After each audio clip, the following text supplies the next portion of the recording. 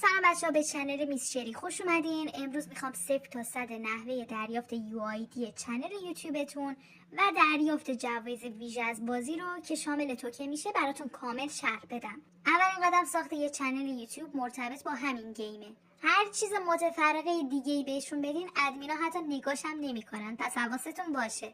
همونطور که میبینید من چند دقیقه پیش یه ویدیو آپلود کردم که از 8 تا بازدید به 12 تا بازدید رسیدم. پس گرفتن ویو کاری نداره، حتی اگه تعداد سابسکرایبراتون 0 باشه.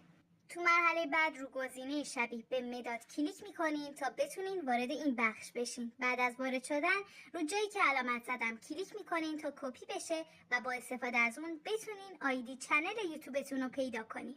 راههای دیگه هم واسه پیدا کردن آیدی چنل یوتیوب وجود داره، ولی من میخوام سریع ترین راه رو بهتون یاد بدم. توی این قسمت وارد سایت میشین، رو مربع اول چیزی که کپی کردین رو اینجا پیست میکنین، تو بخش پایینم که درستی سنجیه اون انجام میدین و بعد از اون آیدی چنل شما آماده است. تو قدم‌های بعدی لینکی که اینجا درج شده رو مینویسین، آیدی چنلتون که کپی شده رو اینجا وارد میکنین، بهش میچسبونین، کپیش میکنین و بعد وارد گیم میشین.